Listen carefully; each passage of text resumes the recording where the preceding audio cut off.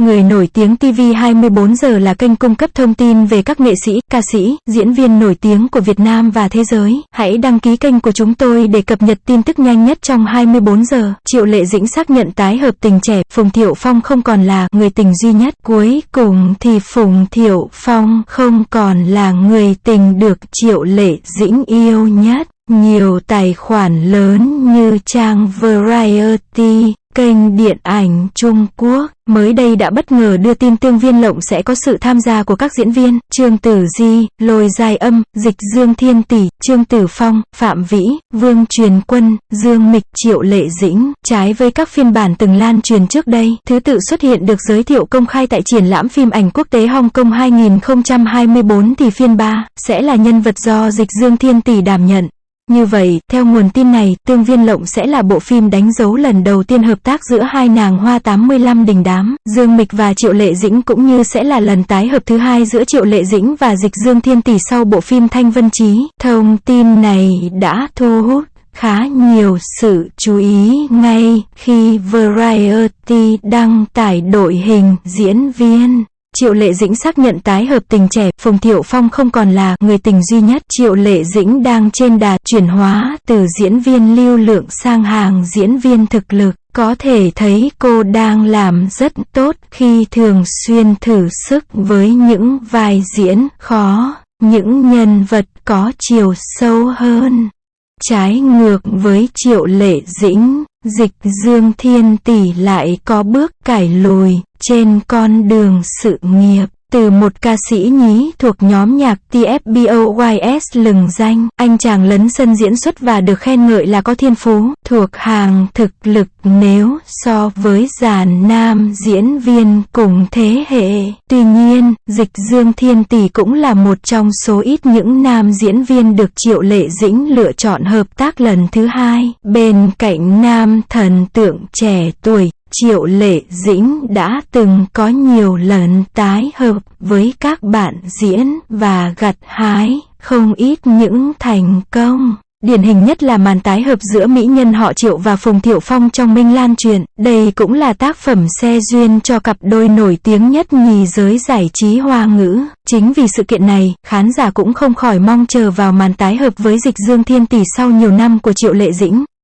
Triệu Lệ Dĩnh xác nhận tái hợp tình trẻ, Phùng Thiệu Phong không còn là người tình duy nhất. 02. Vu Chính tiết lộ cách giúp Triệu Lệ Dĩnh Dương Mịch nổi tiếng sẽ áp dụng cho Gà Cưng. Tiếp theo, Vu Chính bất ngờ hé lộ chuyện giúp Dương Mịch Triệu Lệ Dĩnh nổi tiếng bằng cách không ngờ. Vu Chính được biết đến là một vị biên kịch tài ba của Showbiz. Tuy nhiên, những rắc rối xung quanh vị biên kịch vàng này cũng nhiều vô số kể. Từ những lần vạ miệng tâng bốc Gà Cưng quá đà cho đến đạo nhái ý tưởng, khiến danh tính Vu Chính bị ảnh hưởng nghiêm trọng.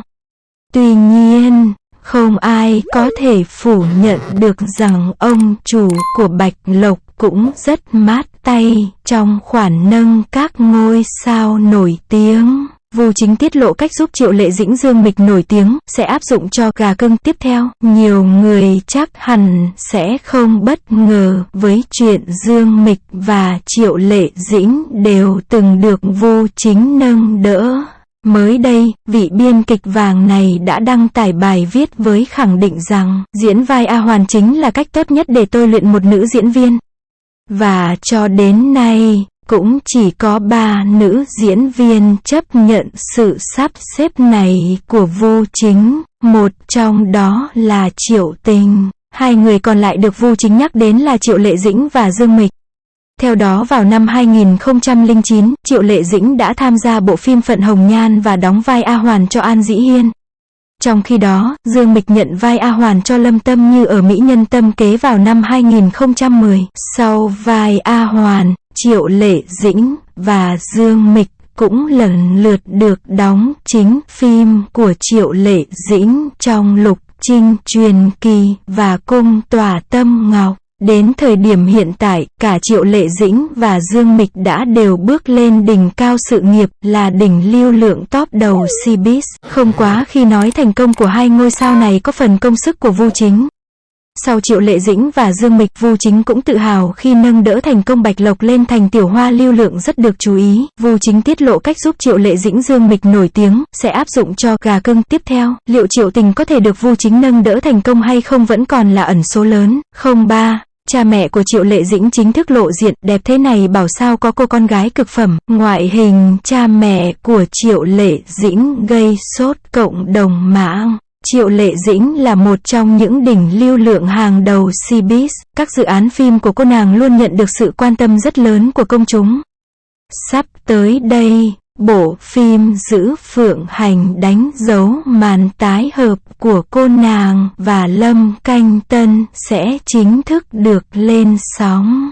Liệu bộ phim này có bùng nổ như Sở Kiều chuyện trước đó hay không vẫn còn là ẩn số lớn. Cha mẹ của Triệu Lệ Dĩnh chính thức lộ diện, đẹp thế này bảo sao có cô con gái cực phẩm. Ảnh 1. Triệu Lệ Dĩnh và Lâm Canh Tân tái hợp. Xem tiếp nội dung sau video quảng cáo. Trong dàn diễn viên tham gia Giữ Phượng Hành, ngoài nam nữ chính là Triệu Lệ Dĩnh và Lâm Canh Tân, dân tình còn đặc biệt chú ý đến hai diễn viên đóng vai cha mẹ của nữ chính. Theo đó, đảm nhận vai cha mẹ ruột của Bích Thương Vương Thẩm Ly chính là Tuyên Lộ và Từ Hải Kiều. Hai nhân vật Phụng Lai và Lưu Vũ được khán giả cực kỳ mong đợi. Tuy không nổi tiếng bằng nam nữ chính thế nhưng Tuyên Lộ và Từ Hải Kiều lại được nhận xét là có ngoại hình đẹp. Không những vậy hai ngôi sao này còn sở hữu diễn xuất tốt.